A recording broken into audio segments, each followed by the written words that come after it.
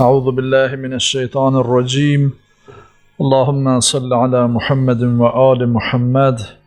بسم الله الرحمن الرحيم.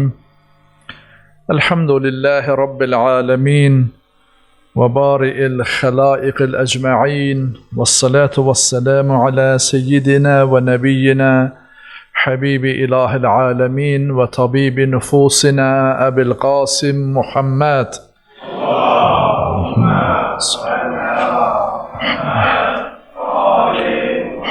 وآله الطيبين الطاهرين المنتجبين، واللعن الدائم على أعدائهم أجمعين من الآن إلى قيام يوم الدين. أما بعد، قال الله تعالى في كتابه الكريم: بسم الله الرحمن الرحيم. ألم أعهد إليكم يا بني آدم ألا تعبدوا الشيطان إنه لكم عدو مبين وأن اعبدوني هذا صراط مستقيم. صدق الله العلي العظيم. أيها المؤمنون أوصيكم ونفسي بتقوى الله. Əziz möminlər, sizləri və özümü ilahi təqvaya dəvət edirəm. Allah Teala bizləri inşallah hər birimizi təqva əhlindən qərar versin, müttəqilərdən qərar versin. Çünki ən gözəl azuqə, axirət gününə özümüzə ən gözəl zəxirə olacaq azuqə təqva azuqəsidir. Bu yolda Allah Teala hər birimizi inşallah müvəffəq eləsin. Əziz möminlər, bugünkü mövzumuz yenə də dinimizin əsaslarından biri olan əhdə vəfadır.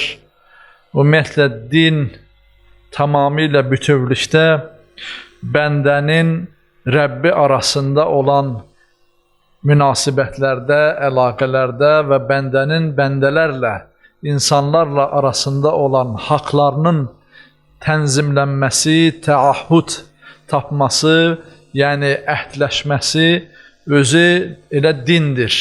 Yəni dinin özündən kənarda deyil. Bir insan övladı dünyaya gəlməmişdən qabaq Allah-u Teala'ya, Allah Teala'nın istəyi ilə onunla əhd bağlayıb, misaq bağlayıb. Allah-u Teala ondan soruşub, bəndə dünyaya gəlməmişdən qabaq soruşub ki, Ələstu bi Rabbikum, insanı xəlq eləməmişdən qabaq, hələ zərr aləmindəykən, ruhlar aləmindəykən, hər birimizin ruhundan, yəni bizim mahiyyətimiz olan, varlığımızın əsası olan ruhumuzdan Allah Teala bu sualı eləyib, soruşub ki, mən sizin Rəbbiniz deyiləmmi, sənin Rəbbin deyiləmmi? Cavabında da hər birimiz bələ cavabını vermişik. Əlbəttə, sən bizim Rəbbimizsən, yəni bizi yoxdan xəlq edənsən, bizi böyüdüb boya başa çatdıransan, var edənsən. İnsanlar hələ dünyaya gəlməmişdən qabaq öz Rəbbilərinə, yəni yaradan olan Allaha, onu böyüdüb boya başa çatdıran, tərbiyə edən Allaha əhd bağlayıb, Allahla əhd bağlayıb və özünün yaradıcısı olan Allahı Rəbb olaraq bilib, tanıyıb və sonra isə dünyaya gəlib, dünyada artıq öz ağlı ilə, düşüncəsi ilə o verdiyi əhd bağladığı Allahı yada salıbsa, təzədən onu tanıyıbsa, nə xoş halına. Deməli, insan övladının hələ dünyaya gəlməmişdən Rəbbi ilə verdiyi bir əhdi var, bağladığı bir əhdi var. İkinci əhd, digər bir əhd növü insan övladının yaşadığı cəmiyyətdə insanlarla, yəni münasibətdə olduğu hər kəslə, istər ailəsi olsun, istər qonşusu olsun, qohumu olsun, müsəlmanlar olsun, ticarət etdiyi adamla olsun, istər alış-veriş elədiyi hər kəslə olsun. Yəni, hər kəslə ki, haqqı üzərindədir, hər bir insanın o insanlarla bir əhdi var, əhdləşməsi var. Ona görə əhd məsələsi təkcə kiməsə söz verib, əhd bağlayıb, onun üzərində dayanmaqdan getmir. Məsələ daha geniş mahiyyət daşıyır, daha böyük mahiyyət daşıyır. Ona görə Allah-u Teala da Qur'an-ı Kərimdə bu geniş mahiyyətdə də bizlərə belə bəyan edir. Məsələn, bayaq oxuduğum ayət-i kərimədə Yasin surəsinin 60-cı ayəsində Allah-u Teala insan övladına buyurur ki, mən sizinlə əhd bağlamadım mı ey Adəm övladı? Yəni siz hələ dünyaya gəlməmişdən qabaq sizdən əhd almadım mı ki, şeytana ibadət etməyin? O sizin açıq aşkar düşməninizdir. Yəni şeytana və yaxud şeytanın sövq edəcəyi kəsimlərə, kəslərə, şeylərə ibadət etməməyi daha doğrusu Allah Teala insanlardan bir əhd olaraq alıb. Və sonra buyurur ki, mənə ibadət edin, doğru yol budur. Və ən'ibuduni və həzə sıratun müstəqim. Burada bir vaid var, bir də vəd var.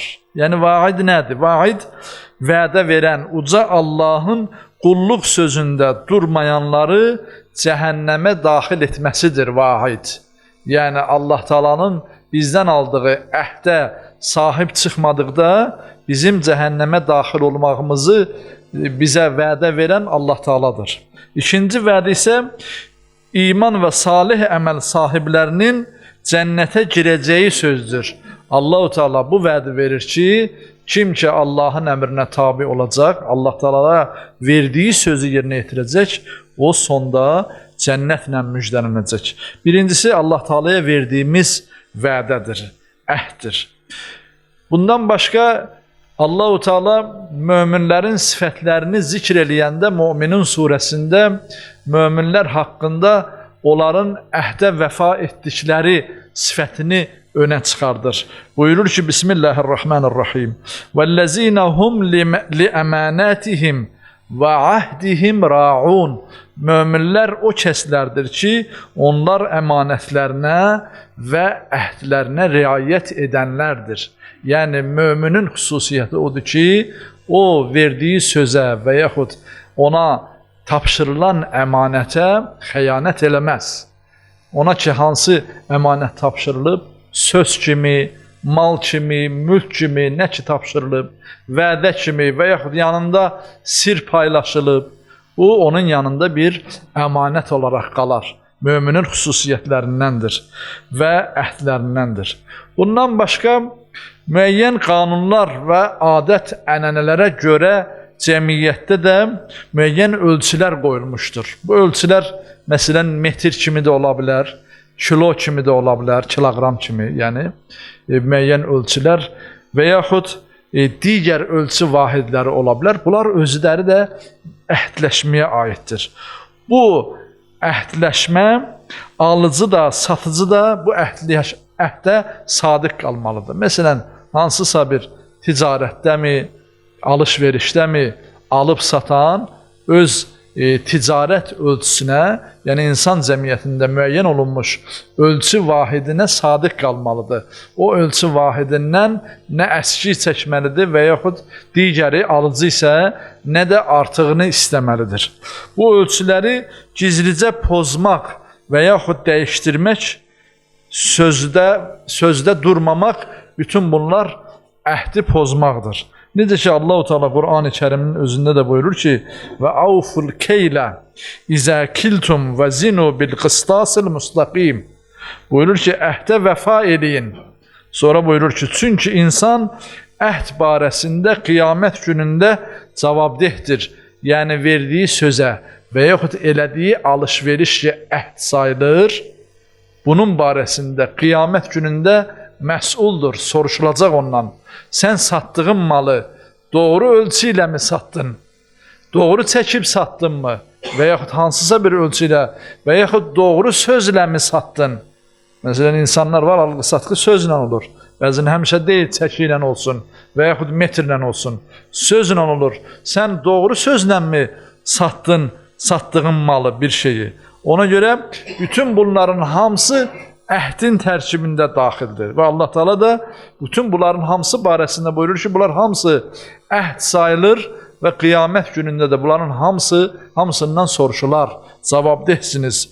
Ölçəndə düz ölçün, düz olun, çəkəndə düzgün tərəzi ilə çəkin deyə Allah-u Teala bizlərə əmr edir. Yəni tərəzimizi də gərək düzgün eləyək.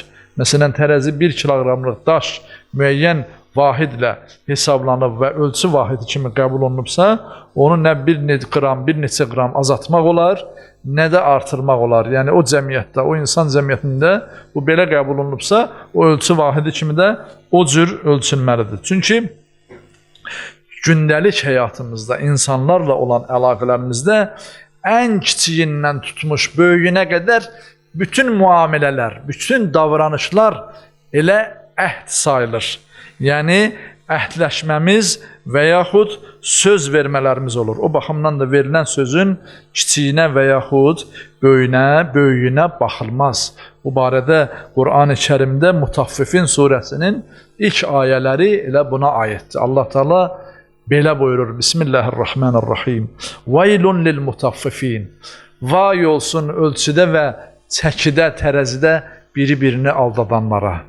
Onların halına Allah Teala vay olsun deyir. Ümumiyyətlə, vay olsun kəlməsi çox ağır kəlmədir.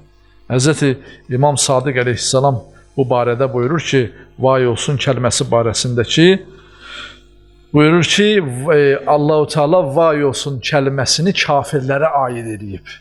Ondan küfür qoxusu gəlir. Yəni, Qur'an-ı Kərimin digər ayətlərini misal çəkir. Məsələn, buyurur ki, Bismillahirrahmanirrahim. Fəvaylun lilləzinə kəfəru min məşhədi yevmin azim. Böyük günü görəcək kafirlərin vay halına. O əzəmətli gündən ki, qarşılaşacaqlar, o günü görəcək kafirlərin halına vay olsun. Ümumiyyətlə, vay kəlməsi məna olaraq, etimoloji məna olaraq şər olsun və yaxud qəm-qüssə olsun, ölüm olsun və yaxud dərdli əzab olsun mənalarındadır. Yəni Allah-u Teala xüsusən bu kəlməni işlədirsə, deməli bir bəndə üçün çox ağır bir məsələdir. Bu surə nazil olmasının səbəbi budur ki, Həzrət Peyğəmbərimiz Məkkədən Mədinəyə hicrət edəndən sonra Mədinə cəmaatının çoxsu ticarətlə məşğul idi, alverlə məşğul idilər. Və gördü ki, insanlar, Mədinə cəmaatı bir-birini ölçüdə, çəkidə, tərəzidə, müxtəlif ölçü vahidlərində bir-birlərinin aldadırlar.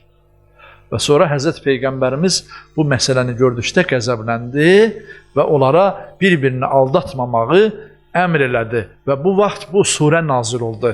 Peyğəmbərimizin sözünü təsdiq edəcək surə nazil oldu. Mutaffifin surəsi nazil oldu. Sonra Həzrət Rasulullah bu surəni oxuyandan sonra ardıca belə buyurdu. Buyurdu ki, 5 əməl var ki, 5 nəticə ilə üzləşər. Yəni, insan övladı 5 şey var ki, onu yerinə yetirsə, onun nəticələrinə qatlanacaq. Birincisi buyurdu ki, Mə nəqada qavmunul ahdə illə sallatallahu aleyhim aduvvahum. Birinci əməl odur ki, hansı qövm əhd peymanı pozarsa, Allah Teala düşmənləri onlara müsəllət edər, onların üzərinə salar. Kim bağladıqları əhdi, verdikləri sözü, etdikləri alveri ticarətdə, o ticarətə haram qatarsa, yalan danışarsa, əhdi pozarsa, Allah Teala deyir ki, düşmənlərin onlara ürcah edər, yəni onlara müsəllət edər. Onların, həmin insanların üzərinə salar. Bu birinci əməl. İkincisi buyurur ki, وَمَا حَكَمُوا بِغَيْرِ مَا أَنْزَلَ اللّٰهُ إِلَّا فَشَى فِيهِمُ الْفَقْرُ. Buyurur ki, hansı cəmiyyət Allahın hökmündən başqa hökmə əməl edərsə, yoxsulluğa giriftar olar. Yəni, Allah Teala'nın hökmünü qoyub, öz hökmlərini hakim edərsə, öz hökmlərini qanun edərsə, onda nə olar? Allah Teala o cəmiyyətə yoxsulluq, fəqirliyi giriftar edər. Sonra buyurdu Həzrət Peyğəmbərimiz, Mə zaharat fihumul fəhişətu illə fəşə fihumul maut. Hansı qövm, hansı cəmiyyət pozğunluğa düçar olarsa, qəfil və faciəli ölümlər artar o cəmiyyətdə. Yəni, zina artarsa, yəni pis əməllər artarsa insanlar arasında, qəfil ölümlər, gənc ölümləri, faciəli ölümlər o cəmiyyətə müsəllət olar. Sonra buyurur ki, وَلَا تَفُّفُوا الْكَيْلَ illə muni'un nəbatu və uxizu bis-sinin. Buyurur ki, hansı kəslər tərəzidə aldadarsa, əkin sahələri məhv olar və qıtlıq üz verər. Yəni, tərəzidə, ölçüdə aldadanların tarlaları, əkin sahələri məhv olar, aradan gedər və yaxud qıtlıq baş verər o cəmiyyət üçün. Sonra davamında buyurur ki, وَلَا مَنَعُ الزَّكَاةَ إِلَّا حُبِسَ عَنْهُمُ الْمَطَرِ. Hansı tayfa zəkatdan boyun qaçırdarsa, quraqlığa məruz qalar. O kəslər ki, o cəmiyyət ki, zəkat vermək istəməsə, nə eləyər? Allah Teala da onları quraqlıq bəlası ilə mübtəla edər, üz-üzə qoyar. Ona görə Allah Teala bizlərə gördüyümüz kimi Həzrəti Peyğəmbərimizin də bizə buyurduğu kimi bir çox əməllər var ki, ölçülər, çəkilər, əhdləşmələr var ki, o əhdləşmələri pozmağımızın müqabilində biz cəmiyyətin öz əlimizlə qazanacağımız bir çox problemlər, bir çox bəlalar var ki, qazanacağımız o bəlalarla üzbəyiz qalarıq. Ayələrin mənası, yəni Mutaffifin surəsindəki bu ayələrin mənası təkcə tərəzidə və çəkidə aldatmağa şamil olunmur. Bunun mənası daha geniş mənaya gəlib çıxır. Ticarətin bütün sahələrində haram gəlir növlərinə aid olunur. Hətta vaxt şərti ilə qazanılan gəlirləri də bu məsələyə aid eləmək olar. Məsələn, nə deməkdir vaxt şərti ilə?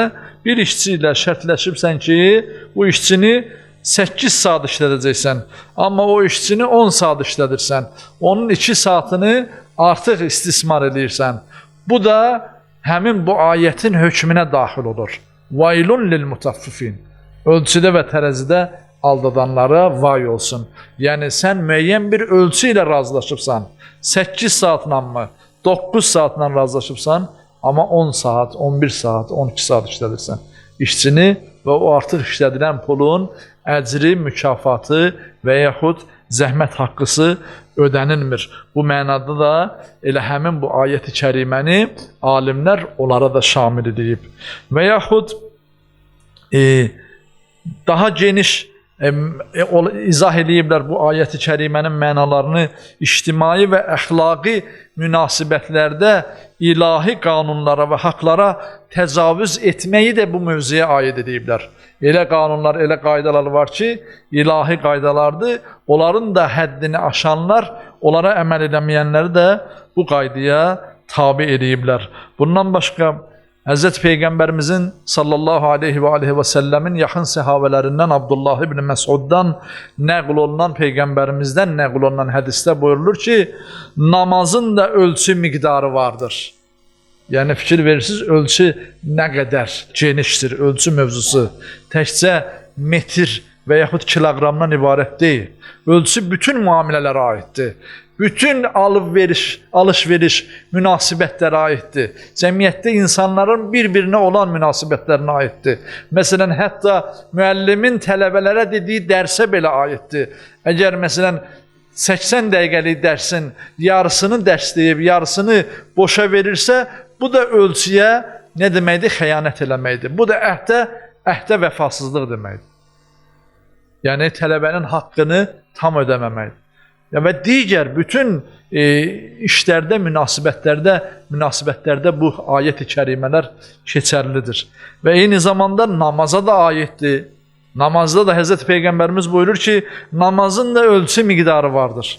Namazın haqqını tam ölçüdə ödəyənə Allah da savabını tam şəkildə ödəyər. Həzrəti Peyğəmbərimiz buyurur. Yəni, namazı tez-tez qılıb keçən, namazı qısa, tez vaxtım yoxdur, qısa qılım, Sübhanallah, Sübhanallah deyim, nə bilim, rükunun zikirlərin, səcdənin zikirlərin, ard-arda kəlmələrin mənası başa düşülmədən deyib keçim və namazı, vaxtını qısaldım, Allahla olan ayırdığım vaxtı ona necə deyərlər, qənaət edeyim ki, başqa işlərimi görüm. Allah Teala buyurur, xeyr. Allahın Rəsulü buyurur ki, namazın da ölçüsü var. O ölçüdə olmazsa, Allah Teala ilə olan söhbətin, münacatın, ibadətin tam ölçüdə olmasa, onun savabını əldə eləməzsən. Kim namazın haqqından əskildib, kəsərsə, Allahın buyurduğu tərəzidə aldadanların hökmü ona da şamil olacaqdır deyə Həzrəti Peyğəmbərimiz sallallahu aleyhi və aleyhi və səlləm buyurur. Ona görə yəni hətta namaz məsələsində belə namazın haqqını əda eləməmiz lazımdır. Onun vaxtı, yəni onun vaxtını kəsməklə biz nəyəsə nail ola bilmərik. Bir çox Allah Teala hətta bəzi peyğəmbərləri ölçüdə və tərəzidə aldadan cəmiyyət üçün göndərib. Məsələn, Şuayb peyğəmbəri öz qövmünə Allah Teala'nın əmrini belə çatdırır Qur'an-ı Kərimdə. Qur'an-ı Kərimin Şuara surəsinin 181-183-cü ayətlərində Allah Teala belə buyurur ki, Bismillahirrahmanirrahim.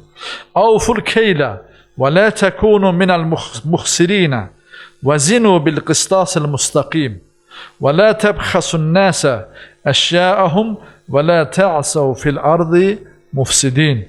Buyurur ki, ölçüyə tam riayət edin. Ölçüyə, tərəziyə, çəkdiyiniz şeylərə, müamilərinizdə, ünsiyyətdə olduğunuz insanlarda, alıb satdığınız şeylərdə, yəni o şeylərdən ki, siz qazanc əldə edirsiniz, o işdən ki, siz qazanc əldə edirsiniz, o artıq ölçüyə daxildir. O artıq əhdə daxildir. Bu məsələlərdə buyurur ki, verdiyiniz əhdə əməl edin.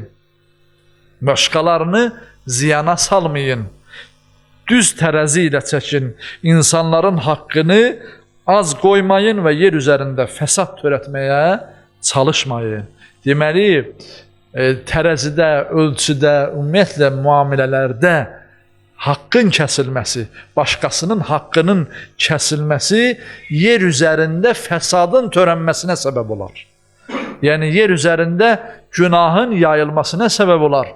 Və buna görə də Allah-u Teala bu fəsadın səbəbi ilə Peyğəmbər göndərib yer üzərinə. Şuayb Peyğəmbər bu səbəblə göndərilib cəmiyyətinə ki, insanlar biri-birlərinə aldatmasınlar. Biri-birlərinin haqqını kəsməsinlər.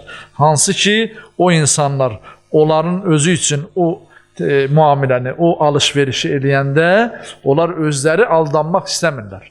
Məsələn, biri ölçüdə aldadır, tərəzidə aldadır başqasını, gün ərzində rahatlıqla 1 kilo əvəzinə 800 qram, 850 qram çəkib verib. Axşamacın ticarətin belə edib. Hansısa bir məhsulu satır, axşamacın belə ticarət edib. İndi axşam çağıdır, istəyir ki, öz evinə bazarlıq edəsin. Gedib birilərindən evinə ehtiyaclı olan şeyləri almaq istəyir. Alanda da onun özünü də aldadırlar. O da məsələn evinə qənd almalıdır, nə bilim, çay almalıdır. O qəndi, çayı aşağı çəki ilə verirlər. Heç insan razılaşar, hansı insan razılaşar ki, mənə 1 kilo əvəzinə necə sən 900 qram verirsən? Allah-u Teala da bu surədə belə buyurur. Buyurur ki, Əl-ləzinə izəktəlu alən-nəs yəstəvfun. O kəslər ki, özləri üçün ölçəndə öz haqlarını tam istəyərlər. Özləri üçün ölçüləndə haqqın tam istəyir.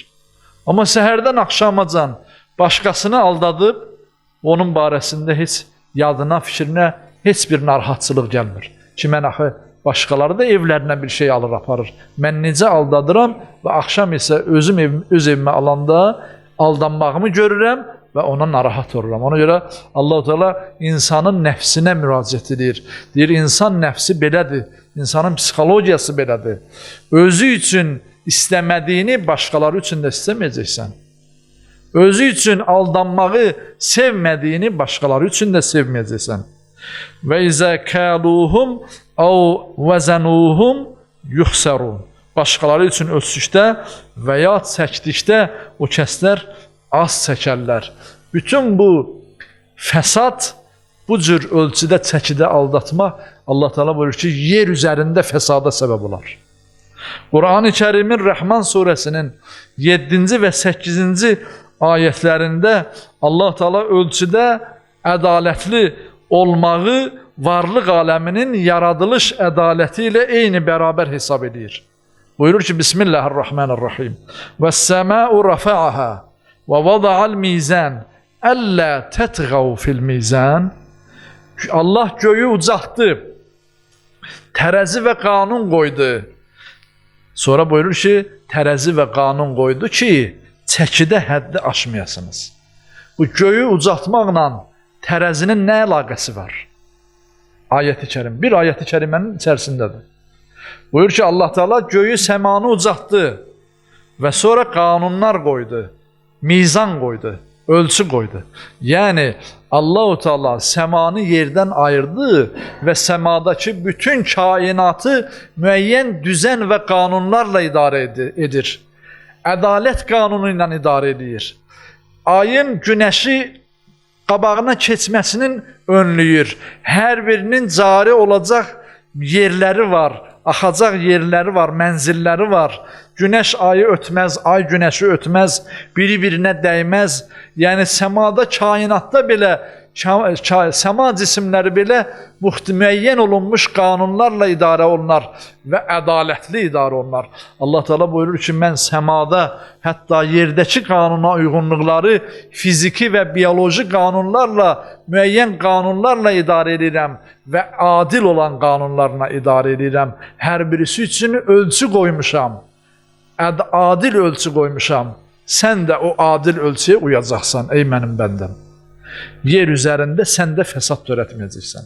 Sən də hansısa bir qaydanı pozsan, tanınan cəmiyyətdə, insanlar arasında tanınan qaydanı pozsan, sən də ədaləti pozmuş olacaqsan və ümumi kainatda hakim olan adillik, qanuna uyğunluq prinsipini sən pozmuş olacaqsan. Ona görə Allah-u Teala səmanın göyə qalxma, səmanın ucalmasını, yəni müəyyən qanuna uyğunluqla idarə olunmasını insanlar arasında qoyulan tərəzi və ölçü ilə tamamlayır. İnsanlar da öz aralarında, müamilələrində, münasibətlərində ölçüləri aşmayacaq, həddi aşmayacaq. Həddi aşmaq yer üzərində, kainatda belə neyniyər? Fəsad törədər, fəsada səbəb olar. Allahın verir izzətinə, cəlalına bizi həddi aşanlardan eləməsin. Allah Teala bizi ölçüyə, qoyulmuş ölçülərə, qoyulmuş meyarlara əməl etməyi nəsib eləsin. Ölçünü pozmaq, hansısa bir qanunla uyğunluğu pozmaq təkcə bizim deməli özümüzə fəsad gətirməz. Bütövlükdə cəmiyyətə gətirər və bütövlükdə kainata gətirər. Yer üzərinə gətirər. Allah Teala bizi o fəsada səbəb olanlardan inşallah eləməsin və inşallah haqqı, ədaləti bərqərar eləsin.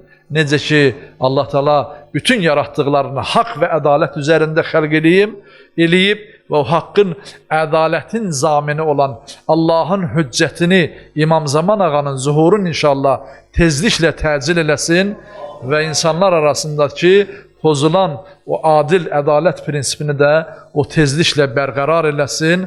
O mübarək, səadətli zamanı yaşamağı hər birimizə inşallah nəsib eləsin. Onun salamatçılığı, zuhuru təcilinə, dualarımızın qəbulluğuna Peyğəmbər, Ali Peyğəmbərə salavat zikr edək. Allahümmə salli alə Muhammedin ve Ali Muhammed. Bismillahirrahmanirrahim. Kul huvallahu ehad. Allahus samed, lem yelid ve lem yulad ve lem yekul lehu kufuven ehad. Sadakallahul aliyyul azim.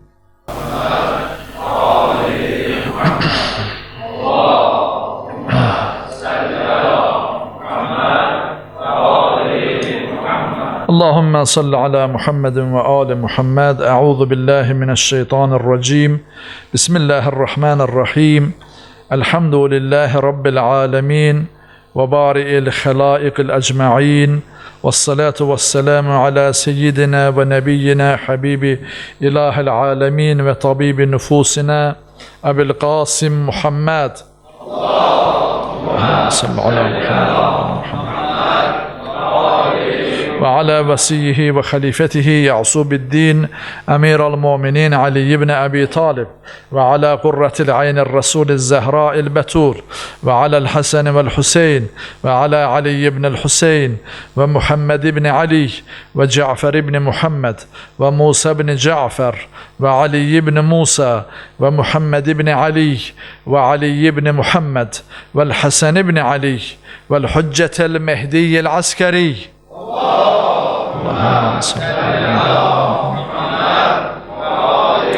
عجل الله تعالى فرجه الشريف أرواح العالمين لتراب مغدمه الفداء اللهم افتح علينا أبواب رحمتك ويسر علينا خزائن فضلك وكرمك يا أكرم الأكرمين ويا أرحم الراحمين رب اشرح لي صدري ويسر لي أمري واحلل عقدة من لساني يفقه قولي صدق الله العلي العظيم أيها المؤمنون أوصيكم ونفسي بتقوى الله Əziz müminlər, sizləri və özümü ilahi təqvaya dəvət edirəm. Allah Teala inşallah bizləri təqva əhlindən qərar versin.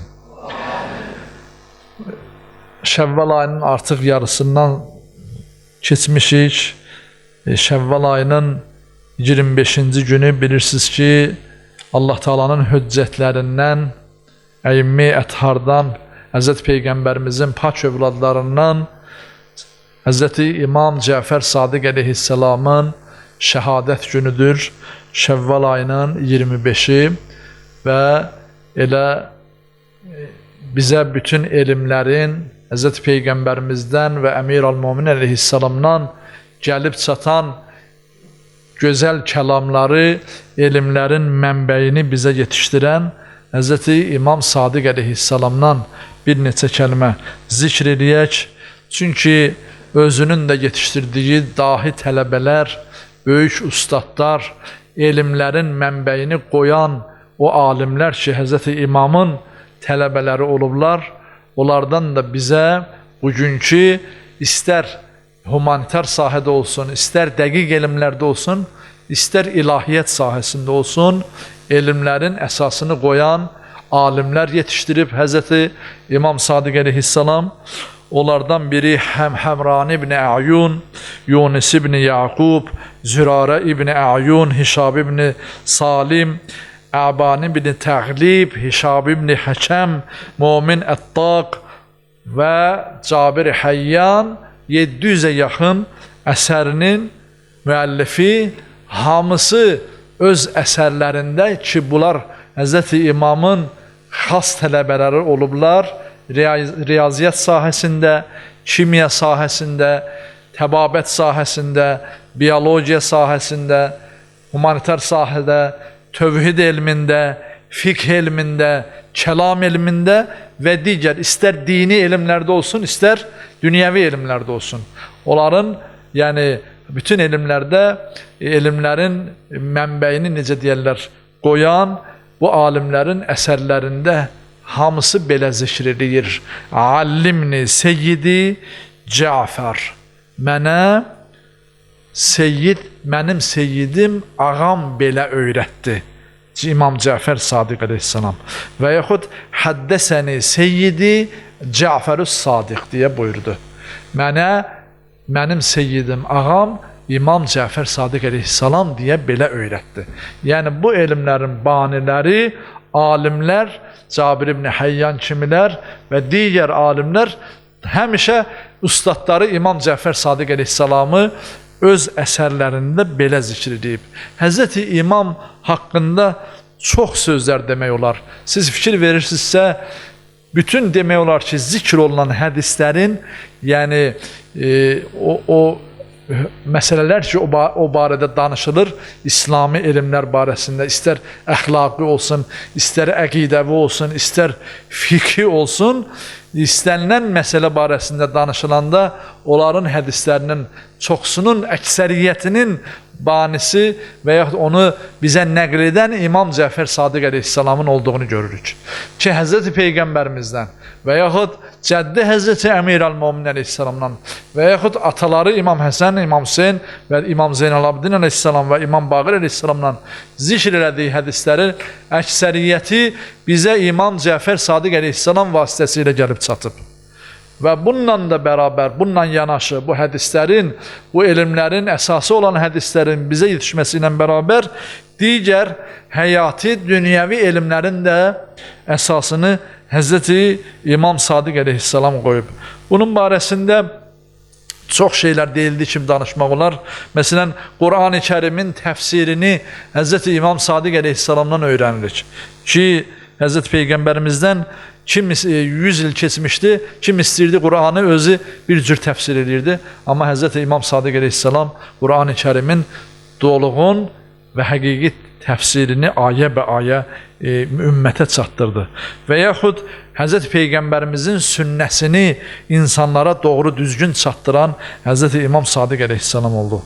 Və yaxud imamət mövzusunu bütün insanlığa, bəşəriyyətə həqiqətini çatdıran İmam Sadiq əleyhissalam oldu.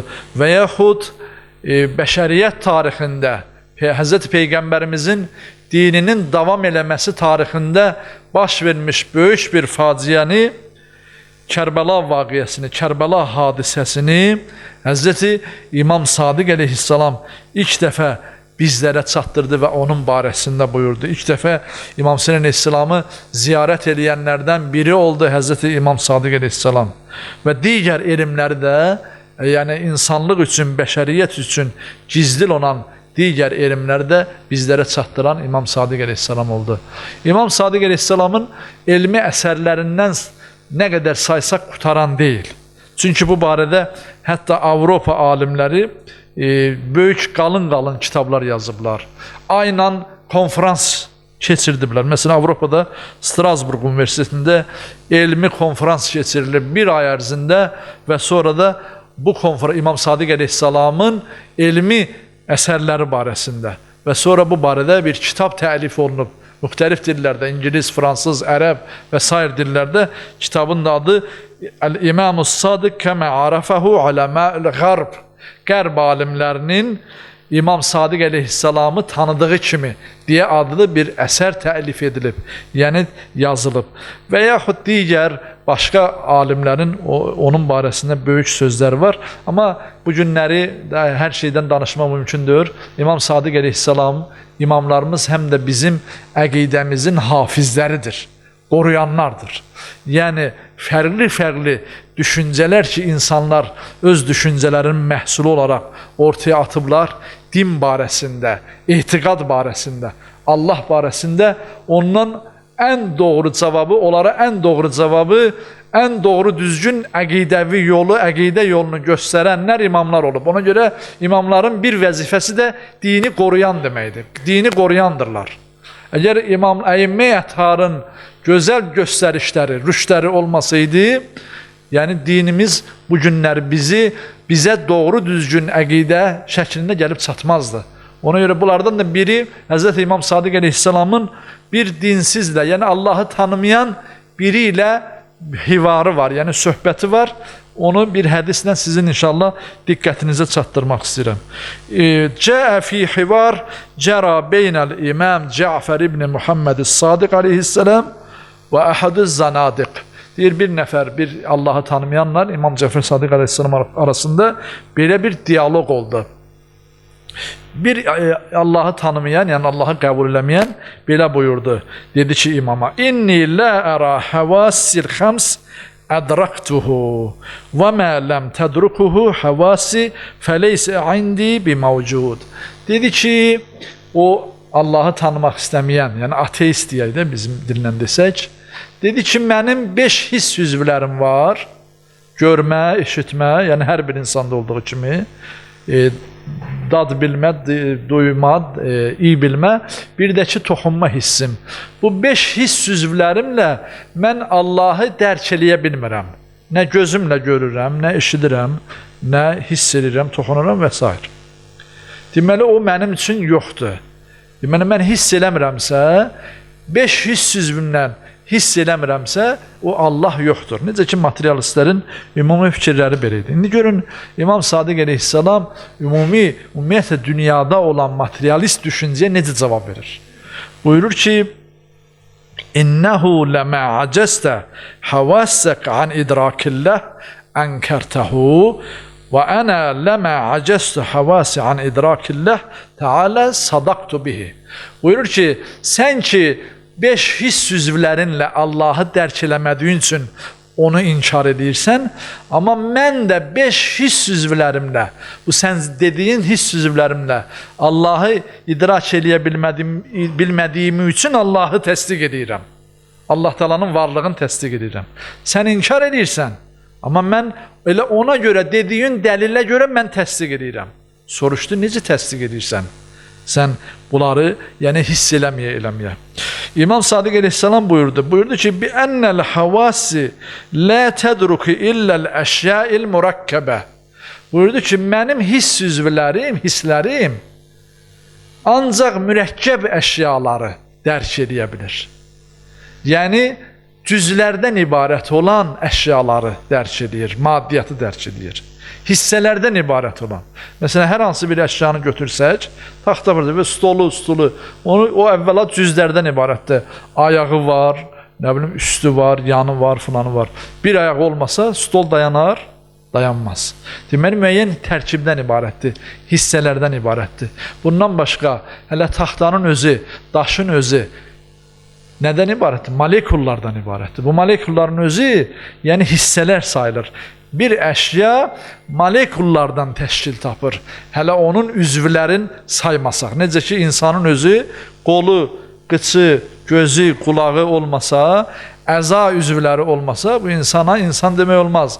İnsan övladı bu mürəkkəb əza üzvləri ilə bərabər canlıdır, insandır. Düzdür? Həzrət İmam buyurur ki, mənim hisslərim, o 5 hiss üzvüm, hisslərim mürəkkəb olan varlıqları, yəni tərkiblərdən ibarət olan varlıqları dərk eləmək üçündür. Onları dərk edir. وَالْمُرَكَّمْ مِنْ شَأْنِ الْاِحْتِيَاجِ. Amma mürəkkəb olan varlıq ehtiyacdan əmələ gəlir. O möhtacdır. Məsələn, insan övladının qolu olmasa, insan qola möhtacdır. Allah Teala bizə qolu ona görə bəxş edib ki, biz onunla öz ehtiyaclarımızı ödəyək. Ayağımızla ehtiyaclarımızı ödəyək. Gözümüzlə ehtiyaclarımızı ödəyək. Yəni, mürəkkəb varlıq öz hissələrinə, cüzlərinə möhtacdır, ehtiyaclı varlıqdır. Və bimə ennəllaha Teala münezzəhun anil ihtiyac. Amma Allah Teala ehtiyacdan münezzəhdir, pakdır. Allah ehtiyacsızdır. Allahu saməddir. Allah ehtiyacsızdır. Nədən ehtiyacı ola bilər? Deməli, Allah Teala mürəkkəb varlıq deyil. Allah ehtiyacsızdırsa, deməli, mürəkkəb varlıq deyil. Tərkiblərdən ibarət deyil. Cüzlərdən, zərrələrdən, molekullardan, atomlardan belə ibarət deyil. Ona görə möhtac deyil. Və ona görə buyurdu ki, əgər mən hiss üzvlərimlə onu hiss eləsəydim, o görə mürəkkəb varlıq olaydı. O gərək materiya olaydı. O mürəkkəb varlıq deyil ki, mən onu hiss eləyəm. Ona görə mənim hiss eləməməyim onun var oluşuna dəlalət edir, dəlildir. Bir söhbəti bundan ibarətdir. Amma digər gözəl bir hədisi də var. Amma çox təəssüf vaxtımız da yoxdur. İnşallah digər xütbələrimizdə əgər vaxt olsa o barədə danışar. Həzrəti İmamın elmi, Həzrəti İmamın bizə çatdırdığı, dünyaya, bəşəriyyətə çatdırdığı elmi sonsuzdur. Necə ki, Cəddi Peyğəmbərdən sallallahu aleyhi və aleyhi və səlləmdən qaynaqlanır. Bizə də Allah Teala onların elmindən əta eləməyi Allah bizə nəsib eləsin. Bizi əyyimə əthardan, imamlarımızdan nə dünyada, nə ahirətdə ayrı salmasın. Dünyada da bizə yol göstərənlər olardır, qiyamət günündə də bizə şəfaətçi olanlar olardır. İnşallah yol göstərməkdə sona qədər əyyimə əthardan bərabər olmağı nəsib eləsin və qiyamət günündə də şəfaətlərin hər birimizə nəsib eləsin. O niyyətə Peyğəmbər, Ali Peyğəmbərə salavat zikr eləyək. Allahümmə salli alə Muhammedin və Ali Muhammed. Bismillahirrahmanirrahim. İnnə a'taynəkəl kəvsər. فصل لربك وانحر إن شانئك هو الأبتر. صدق الله العلي العظيم.